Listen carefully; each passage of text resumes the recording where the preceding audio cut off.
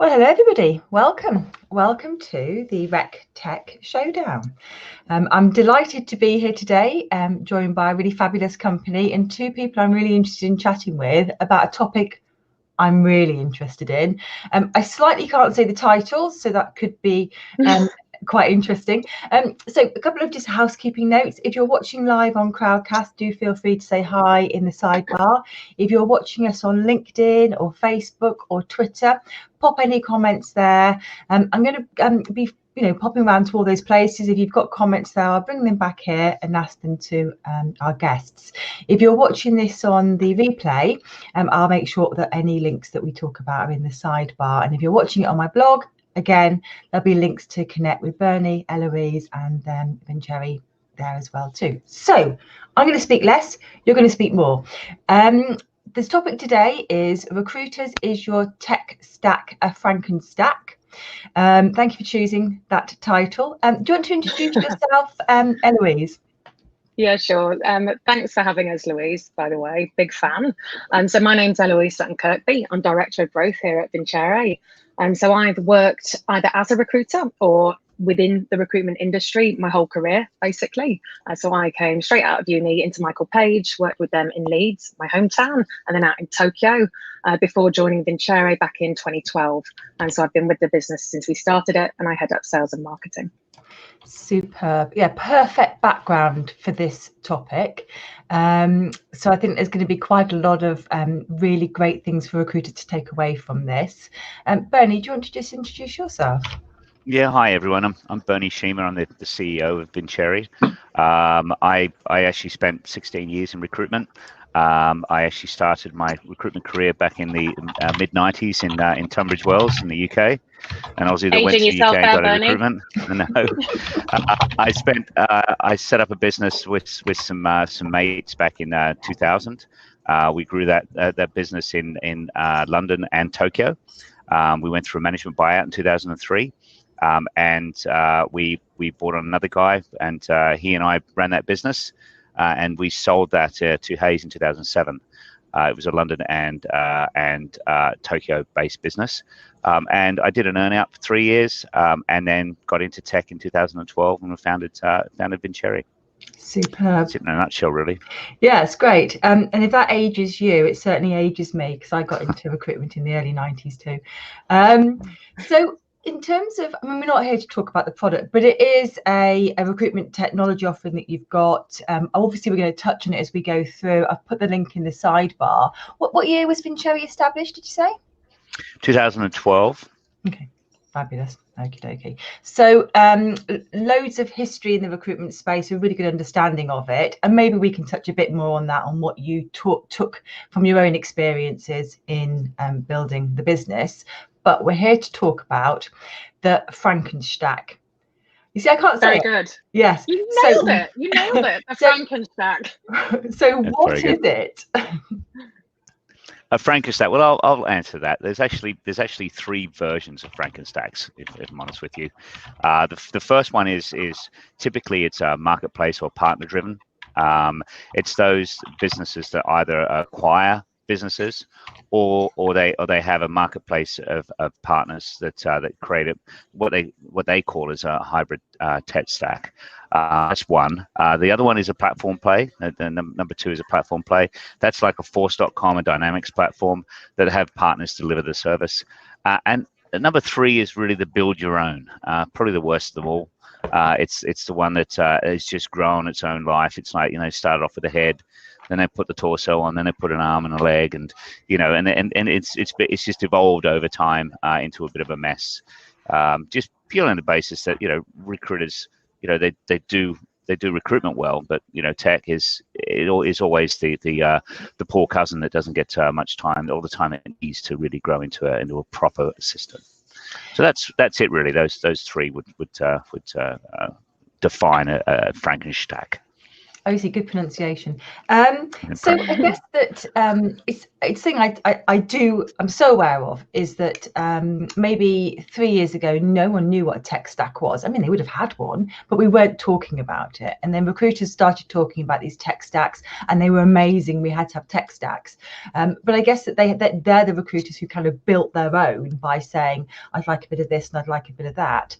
But you're absolutely right. There's these marketplaces that some of the providers have where they've kind of handpicked or partnered with people, and are they forcing them upon recruiters? Is that what we're seeing? Well, I wouldn't say that they're forcing them, but they're really just not giving them any other options. Yeah. So there's a number of issues around that. You kind of you make a decision to go with the core product first, and and then you kind of think, oh, I'll add those later, when really you don't know what those are, and it's very difficult to go through a process of speaking to 5 vendors for each of the core products that you need. It's like 25 meetings and all the negotiation and time that takes. I think recruiters are busy. And I think that's what makes it difficult for them. So I wouldn't say they're forced, but they don't really give much choice. No, okay, and that is one of the problems of this. Is there other problems with having this this Frankenstack? Eloise, I'll let you start off. Can you hear me? I'm fine. Yeah. Yep. Yeah, we can hear you. Yeah. So just to jump in, Bernie, who maybe has been Frankenstack there. So what we see typically with most recruitment firms, especially those who have a contract division, so they invest in the CRM and needs must, they will always have a separate timesheet system, typically invoicing and finance completely separate, analytics is happening somewhere else, and then cherry on the cake is that they've got a website with candidate and client portals and a whole onboarding workflow that's kind of siloed as well. And we see this all the time, Louise, and I think your point's right. There is a buzz about having a tech stack, and it's quite a seductive thing. It kind of sounds cool. I built my tech stack, but the reality is that tech stack for many recruitment firms, it's really a debt stack, and at worst, it's a Frankenstack. So just to cover like a couple of the real issues that we see, and remember, I'm speaking to recruitment firm owners all over the world, all day long. That's all I do. Australia, England, and everywhere in between, but the sort of theme is really the same. What we see is that when you're building out that tech stack, really what you're doing is you're babysitting a lot of different systems, and you're spending a lot of time trying to get them to speak to each other. So your time, it's not focused on scaling the business, it's on making all those systems speak to each other and integrations. So that's a real big time drain we see, and it's a real killer on the Frankenstack, if I'm honest. Another really big issue that we see, and this is an awful one, and if anyone's listening, this is a really good tip to take away. But when you're dealing with all these different vendors and you're going through all those different sales cycles, what you end up with often is having lots of different contracts, and none of the contract end dates actually dovetail. So I've had some conversations with people over the past few weeks, and it's awful really, because they're desperate to get off, say, their core CRM. They've had enough. Maybe they've not been treated very well by the vendor through COVID. For whatever reason, they want out. And they say, great, Eloise, my contract finishes end of Q1. Perfect. Let's move you. And then they come back a few days later and they're like, oh, I've just realized I'm actually tied into my analytics platform for another 2 years. So it's kind of this one-way trapdoor, and you've got to be really, really careful that when you're signing up for all of these different vendors, if that's the Frankenstack path you're going down, just make sure that you get all of your contracts lined up, because when you want to move, you'll be trapped. So that's something else that we're really seeing. And on that, when you're negotiating all of those different contracts, all of that time, you're going to get a much more expensive offering, really. It's going to chip you than if you're just dealing with less vendors, essentially. Yeah, okay. Well, I mean, because people want longer deals, don't completely. They? No, I can hear Bernie. Eloise, if you can't hear Bernie, can you just refresh your browser? So if you do a complete refresh and come back in, because I can hear Bernie. Sorry, Bernie. Okay, yeah, no worries. I was just going to add to that. I think when you're negotiating with vendors, a lot of the time it's difficult to dovetail an agreement in, because you might only have like a year or 18 months left on your core CRM ATS contract, and they want a 3-year deal with you. So, and they'll offer you something really special to get that, when really it's better for you to take you pay a little bit more and just dovetail those end dates in. I think there's a couple of other things I can jump into. One for me is massive. Is there's no two-way sync between the data. So, for example, if you have a merge of a company inside your core CRM, it doesn't merge that merge won't happen inside your pay and bill system. Right. If you delete a candidate or you have data issues, you always have to do that. You have to log in and do things twice, and it invariably leads to a mess. And of course, the two-way sync also means that you can't report. So the data is not coming back in your core CRM. Your reporting is always in the system of record. Which system of record is that? What is the system of record? And so you can have one system being that system of record and reporting sitting on top by having a two-way sync. And I think as well it comes down to cost, and budgeting is another one, because I guarantee you, Louise, if you ask a recruiter that has a tech stack, how much they pay in total for that tech stack, they will never know. They don't know. Yeah, that is crazy. You can't blame them. It's impossible to know, right? Yeah, it's like your end dates are out. You don't know how much it's really costing you, and how can you measure ROI on that? It's impossible. So, and I think there's a couple other things just very quickly. The vendor blame game. Something goes wrong. Whose fault is it? It's like, well, it's their fault. No, it's their fault. It's their API. The holes in their API is the best one. I hear that's all the time. It's, and it's tiresome for the poor recruiters, right? They just want to get on and run their business. And, I think, obviously doing something different by trying to put all the core pieces under one roof, but it does allow people then to also have one help center, have one training group, have one if they have a manager, support manager, it's one person they can speak to on all those issues. Anything else, Eloise? There's one actually. And I think it's an important one as well, and that's around privacy issues. So I see this a lot with recruitment firms who kind of outsource the website and have candidate and client portal data sat separate to the core system of record, which should be the CRM. And that is just a GDPR time bomb waiting to blow up, basically. And it just doesn't make sense. We see the website, the portals, it should really be part of your CRM. And it should be that to what Bernie was saying, it should be that two-way sync. But no, I think you covered most of the main ones there, Bernie. And actually, I was just about to reference the GDPR thing, because I think that there's lots of reasons, like you touched on here, is about the blaming of this system doesn't work, it's not our fault, the cost budgeting, the two-way sync, but it is also that kind of like, it's GDPR, the data privacy, can we be certain we're doing right by our candidates? But also, are we able to properly track what's going on with our candidates and clients? And I guess when you're running an effective recruitment business, you need to be absolutely certain where you are at every stage with every client and candidate.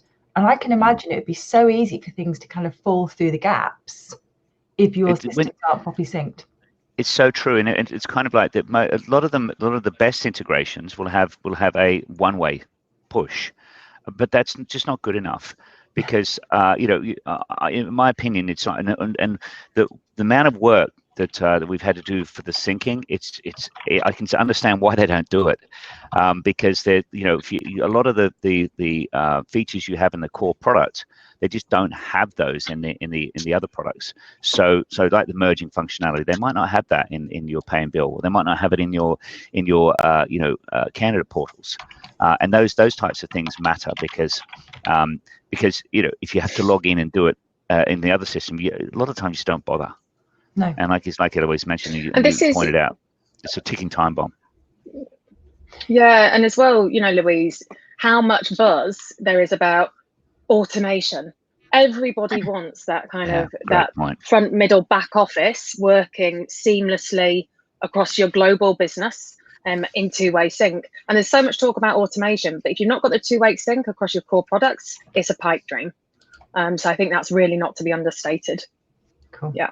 So I was going to ask you, I think we've got some questions in the sidebar. I was going to ask you about these telltale signs, but I feel like you've kind of covered the majority of those. I mean, is that the thing when you realise that each tech provider is pushing back to you and saying, it's not us, it's them?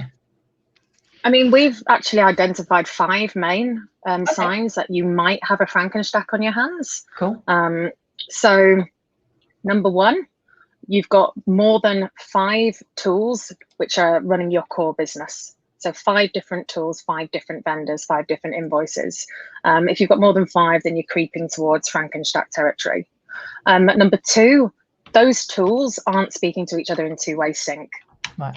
Number 3 would be you're spending too much time on integration and, danger word, customization. Number 4 would be you're not really sure, or you can't tell us immediately what your total tech spend is, what the total cost is. And number 5, well, this is your favorite, Bernie. Don't want to steal your thunder on this one. Yeah, I mean, number 5 is those people who are afraid of their back office team, and they don't want to upset the finance manager. Because the finance manager in a lot of these companies that do have a Frankenstack, the finance manager has managed to make themselves indispensable by keeping a lot of the processes in their head. And it's like, oh, don't upset Trev, the finance manager. I mean, because, oh yeah, you know, and it's like, you know, if you've got the system and the processes in place with a single vendor, you know, that you can, anyone can come in. You're not having that person walk out the door. That person, you know, God forbid, is struck down by COVID, for example, and you know, your back office is in peril. You know, that's another reason. I think that's probably the big one for me, really, is looking at saying, what's your finance team? How well do you get on with them? Oh well, tea sucking. I'm a bit concerned there. You know, it's a big sign.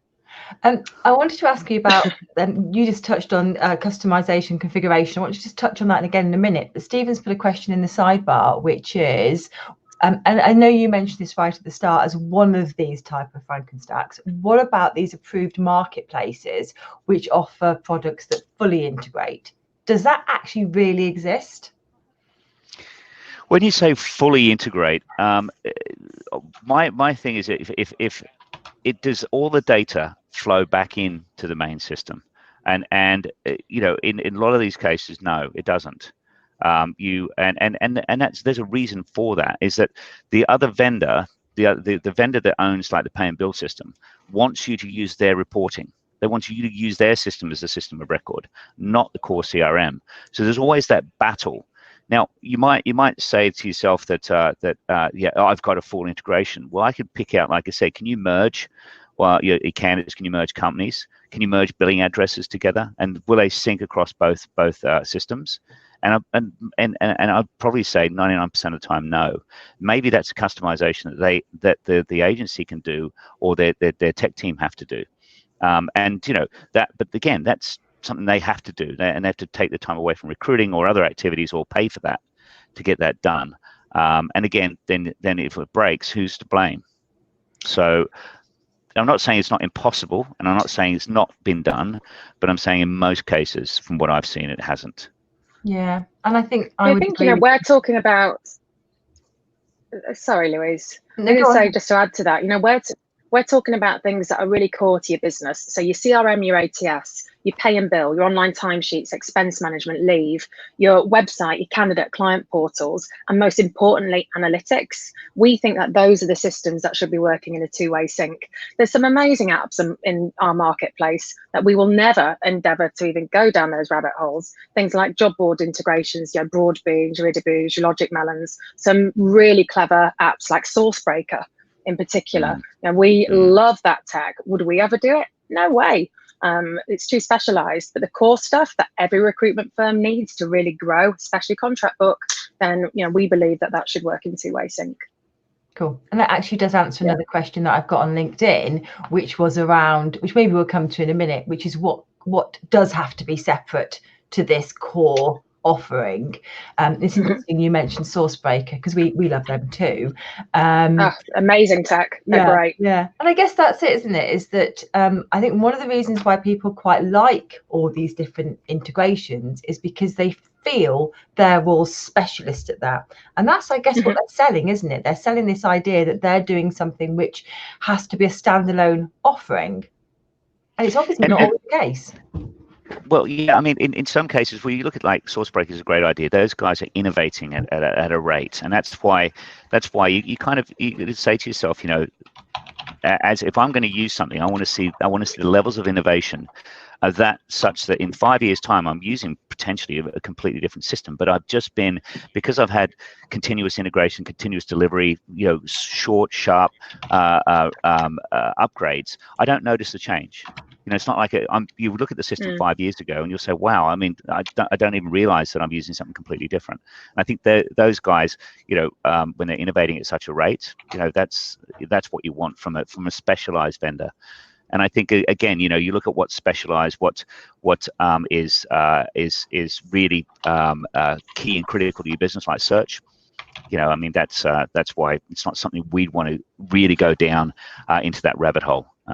We just focus on the core components of what we do and do those well. Cool. I'm just tagging Broadbean, Idaboo and Sourcebreaker on the LinkedIn post so they can see they've had a shout out. And there's Logic Melon on there as well. Oh, yeah, do Logic Melon, yeah. Get told off by Paul. Yes, I like that. That's the problem, isn't it? Once you start name checking, actually, it's quite dangerous ground. Hey, Eloise, what were you going to say? I was going to say, yeah, just to be really clear. So when we're talking about core, it's the CRM, the OTS, the timesheets, pay and bill. But we have a marketplace with about 40 apps in it. And so we do integrate with best of breeds, but they've got to be specialized. Cool. Okay. Might share a link to that afterwards, actually, as well. Sure. Bernie, you talked about customization, configuration. Can we dive a bit deeper into that? Yeah, it's interesting because the system that I used originally, we customized, and it's wonderful to be a vendor and say, yeah, I can just build exactly what you want, because what it does is it's all to the benefit of the vendor.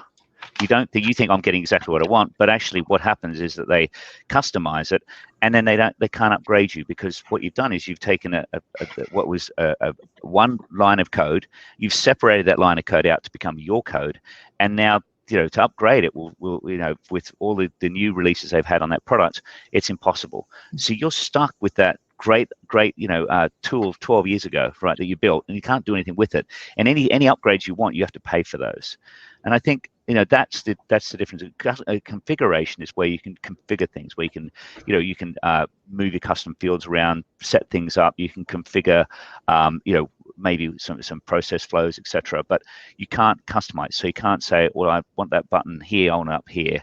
And, you know, once you do that type of thing, then you're setting yourself in a dangerous place, and in a prison per se. And it even works on even on the Force.com platform where they have elements on the front end code. When you customize that, it gets very difficult for them to do their major upgrades with you. So you're stuck using that product, and because you spent so much money doing that customization, you're not going to tell anyone about it, because you just look silly and you feel silly. You feel like, oh my God, I've spent all this money, and what have I got? I've got myself a Frankenstack, and I can't tell everyone about it because I think I'm stupid. So they'll invariably go through the process flow and use it for 6-7 years and change. So for the November Tech event that you will be involved in, we do these kind of live chats like this ahead of time. And Eloise, you're going to be on one. And when we did them for the June event, one of the topics was, what tip would you give to recruiters buying tech? And we had a bit of an argument on there, because one of the providers said, ask what customization they will do. And then the other one, who is actually a competitor of yours, said, never use a product which will allow you to customize. And it's that if the core, if you can't configure it, then it's not right for you. If you need to customize it, then you're going to be actually tying yourself to something exactly as you've said. And I think that probably very few recruiters think of that when they're buying tech. They feel that that kind of, we'll customize for you. Well, that sounds great, doesn't it? Louise, It's a dangerous word. It is, but I do say this. I think, recruiters, wonderful thing about recruiters is they run their own business. They make their own decisions. They can choose whatever they want to do. If they want to customize and get the perfect solution, they want to build it themselves, go for it, guys. It's your business. Don't let anyone else tell you otherwise, right? That's what I love about this industry. Whereas all we're trying to do is not telling you what to do. We're just saying these are the pitfalls of potentially customizing. And this is what the salespeople are not going to tell you that. And you're going to hear it from a vendor that doesn't allow customization. And you probably say, well, they don't allow it for that reason. Well, we can do upgrades. We give once a quarter, and we have many upgrades in between. And we can do that because we've got a single line of code. Right, when you have, and that's called multi-tenancy, right? When you do single tenant and you have multiple lines of code, after you get about 50 or 60 customized systems, you can't upgrade it. You have 12-year upgrade cycles on those types of systems, and the amount of people we've just had just shaking their head, going, "What was I thinking?" That are finally coming off that after so many years. I'm shocked. But it's the way the market's moving, and I know the competitors you're mentioning. That's pretty much 90% of the business now is multi-tenant, and that's the word that people don't understand. That no one mentions. Everyone goes, "Oh, it's cloud." No, is it multi-tenant? Because that means it's one line of code, and so when we run an upgrade, we upgrade over 1,000 customers in hours, and that's the benefit of it. Yeah, and that is something we haven't ever talked about on any of these before, so that's really valuable. We've got another 5-10 minutes left. I've got a few more questions I wanted to ask you, but obviously if I'm missing things out, just pull me up on it, because there is lots of stuff I don't know. So I guess I want to ask about where Vincere fits into this, but I also want some tips and tricks. What about that first? So what sort of tips or advice would you give to people who are watching this to avoid getting themselves into this situation in the first place? Who wants to take that one? Eloise, do you want to go, or I'll go? I think the most important thing is it's really what you're planning to do long term. So, and I would say don't try and do everything at once. Don't try and swap everything out. You don't have to. Even with a vendor like ourselves, if you want to continue using your pay and bill, you can. We can set that up for you, and that's no problem. If you want to, you like your website, you continue using that, no problem. I would say though that try and find a vendor that has the two-way syncs. If they and check that. Ask the question: if I merge a company, does it merge in the other system automatically? Just don't take a yes from the salesperson, because in this industry, what I've found is salespeople move on. Every 2 to 3 years, and you're stuck with it. So I'd get everything in writing as well. Make sure, when you go through the deal process, get a Google sheet. Hold your vendor accountable, right? And because there's nothing worse. It's like, even ask. You must ask, by the way, if you're going to video someone under GDPR. So ask if you can video the demos, and keep that as reference. It's just making sure that your vendor is being held accountable, and just. What you want is honesty, because there's just not a lot of that in the sales process. So that's my tips for people. Eloise, is there anything you can add? Yeah, just on that point, I think just having a really clear RFI that you've worked on internally before you even go to market, because I see some of them are really large firms. They come into a deal cycle and they've not really spent the time internally to really workshop what's really important here. And that's good for you. It's also good for the vendor as well, because they can very quickly see if there are gaps and whether it's worth both parties' times. So have a really solid RFI. That's one.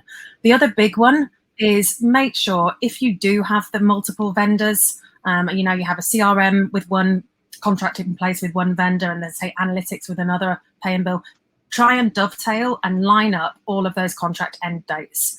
And don't let the vendors run rings around you and say, oh, we'll only give you that deal if you sign up for another 3 years. Don't do it, because you are trapping yourselves, and it will really come and kick you in the behind. So yeah, those would be my 2 biggies. Superb. I'm just bobbing around between LinkedIn and here, because I've got a question over on LinkedIn, which I'm going to bring you from Alex, who previously was at Logic Melon. How do you feel about video phone screening platform? How do you feel about video phone screening platforms, rather prominent in our COVID times? So actually, you touched on things which might not be core business. Where does video fit into that, in your opinion? So we've actually got an integration coming with the fabulous guys over at Odro pretty soon, I think. Bernie, you're the product guy. Yes, we do. Yep. Yes, we do. And I think the things like Teams, Slack, we've got actually a product that's similar to Teams, similar to Slack that we've got baking into the product as we speak, and baking it into our mobile app. I think that's another thing you really want to check, guys, is do they have a native mobile app? And don't let someone tell you, oh, nowadays the system will fit the screen as mobile first. It needs to be a native mobile app, otherwise it's going to be really slow. So you want to check that. But that anyway, as far as video is concerned, yeah, I mean we've got Odro coming, so we just I think that's going to be integral and moving forward as a system. To be honest, it's a good question. Yeah, and Odro actually, again, a company we work with, have been working with for ages. I've just started using some of their producer tech to create videos, which is great as well. So as a recruiter, once you start that partnership with them as part of your partnership, then you get loads of other great features too. And I think the innovation of those guys is really good. So and that's what you look at. You go, right, okay, is that something like for example with search, we'll do good search for you, but we'll never do the levels of search and the level of automation that SourceBreaker do. There'll be limits on how far we'll go, and as long as the innovation is still there with the vendors, they're the types of partners you want to look at. Yeah, it sounds to me like quite a lot of work goes into building do you call it a marketplace or partnerships? Yeah, but the partnerships are really good for the vendors more so than the customers, because what the idea of having a partnership is that you use that. I shouldn't be saying this. I mean, all of my other vendor friends are going to kick me in the backside, but you use the partners as your sales team. And that's what you say, oh, look what we've done for you. Well, no, you haven't done anything for me. You've put a pretty ordinary partnership into the marketplace, and those guys are out selling you. So that's I sound a bit old and a bit cynical, yeah. But I'm putting on my recruitment hat, right, when I say this, because I spent 16 years on your side of the table, and it was just, oh, enough is enough, thanks.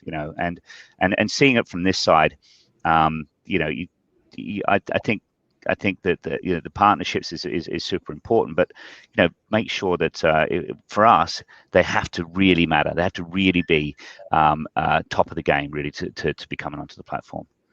I think that for a recruiter, it's not always apparent why your vendor has made some of the decisions they've made. And I think that kind of transparency around this is why we're, this is why we work with SourceBreaker or Odro, and we are confident that they are the best in class. That isn't actually always the case for all vendors, and I think that's why I like doing these type of chats, is because what recruiters can see watching this is the type of business you are and why you're making the decisions you're making and why you're making the kind of recommendations that you're making to your clients. Yeah, well, there's another one is Cloud Call, and I'll mention them because they're putting a Teams integration in. Do you know what I mean? And that's kind of like that. Just makes sense to do that if you Cloud Call. Yeah. And that's the type of stuff that people want. It's very of the moment, and our integration with them is pretty good. I mean, they did a fabulous job, and our team worked with them very, very, very closely. So, that type of innovation, you go, okay, great, because that means that people say, have you got an integration with Teams? Well, yeah, we do, and it's not something we really want to do ourselves. So no.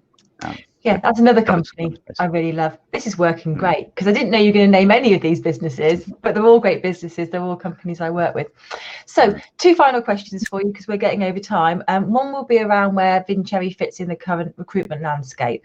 So just tell me a little bit about exactly what you're doing. I know Eloise is kind of having maybe a couple of connection issues. So if you're back, Eloise, or ask Bernie.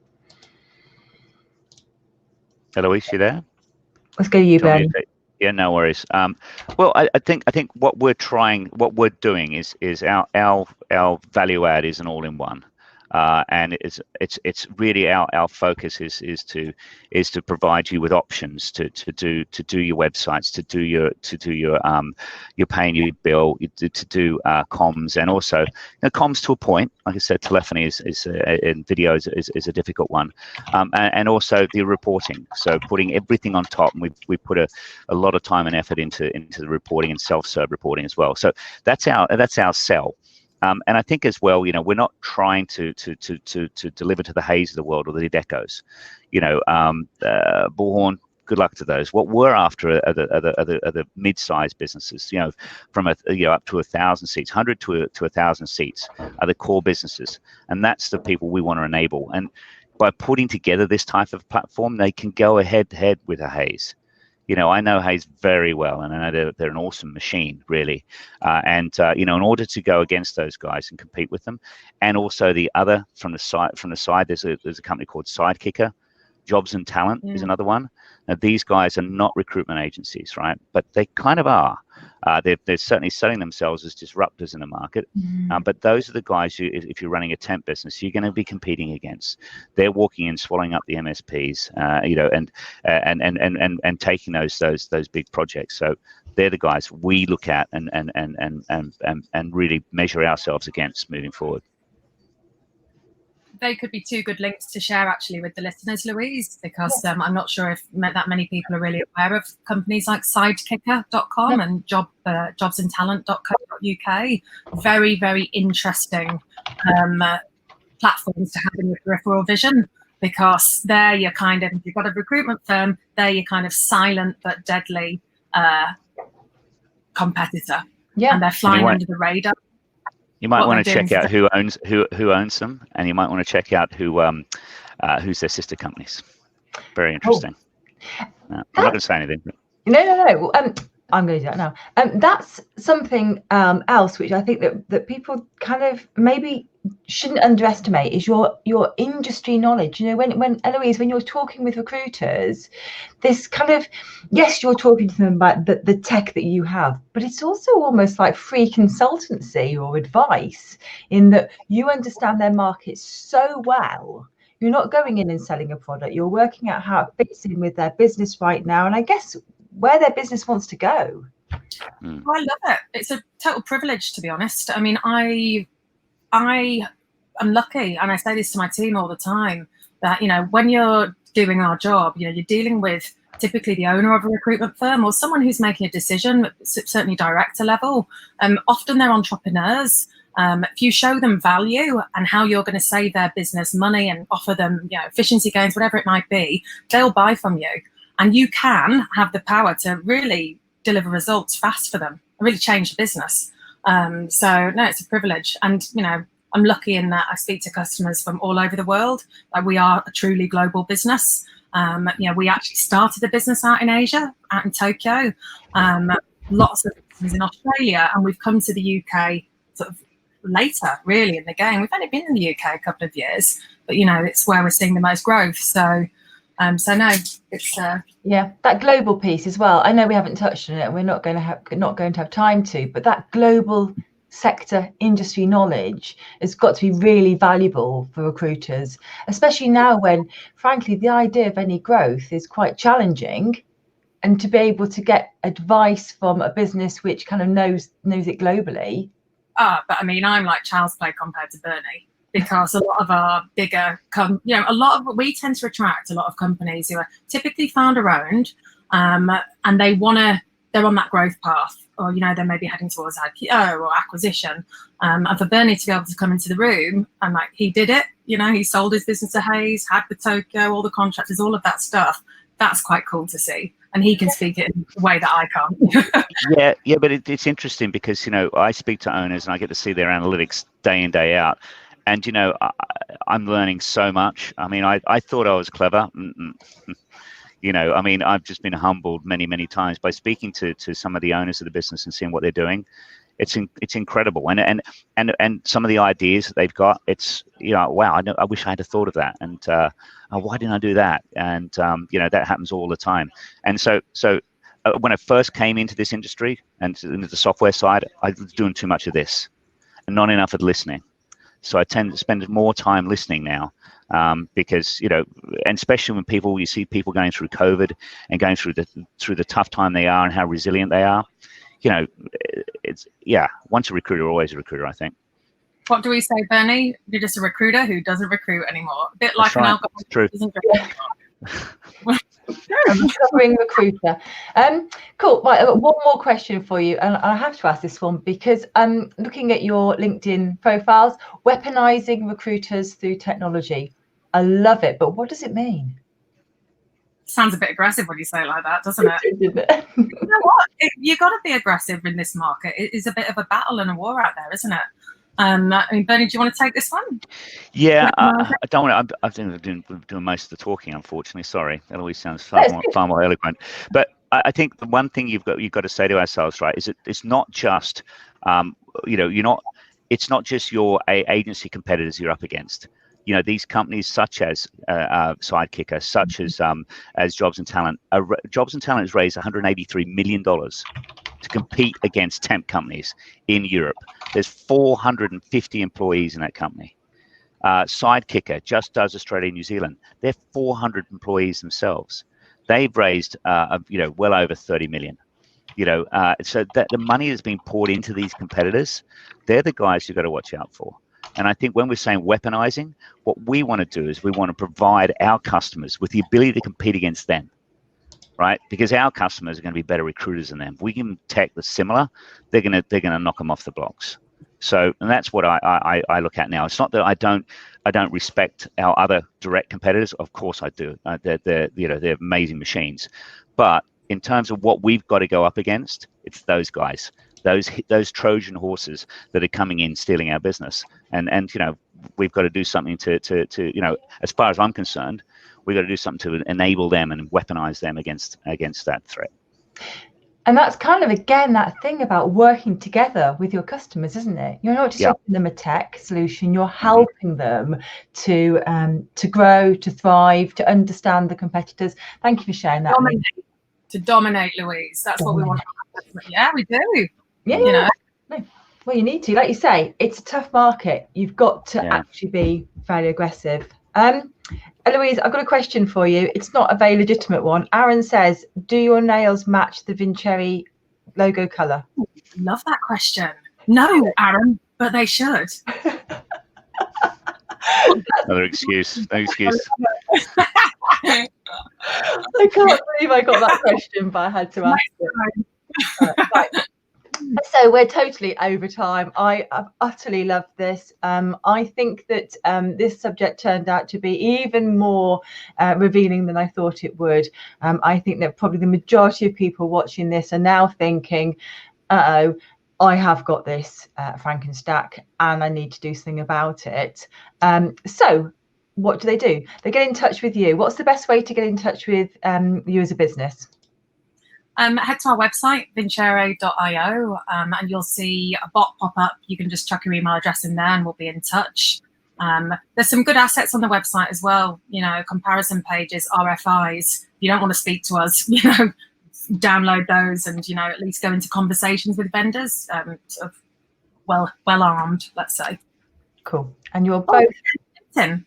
Ping me on LinkedIn and I'll give you a call. Yeah, you're both very easy to find on LinkedIn, and I'll make sure I put those links in the chat. Now, I'm also talking to you, if I can find the right date, I'm talking to you for the tech event the event's on the 17th of November. We've got 4 shows ahead of that. On the 2nd of November, we're talking again.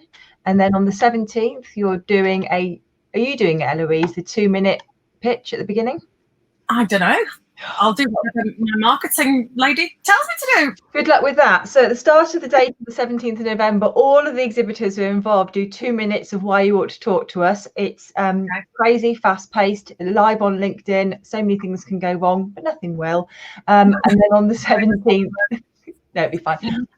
You'll run 2 sessions too, so anybody can access those, and I will put links to those in the blog post when I share it and on LinkedIn. Because I think there's tons of things that you can share with recruiters. So I'm really excited that we're going to be doing that through the last half of this year. I've had a brilliant time. Thank you so much for joining me. Thank you, Louise. It's been great. Bernie Thanks for and having I, us. well, Bernie and I had never met before, and now I think we need to talk regularly, and if that's okay. So thank you very much to both of you. And, thank you very much. Yeah, people get in touch, and we'll see you again. Thanks ever so much. Okay, take care. Bye.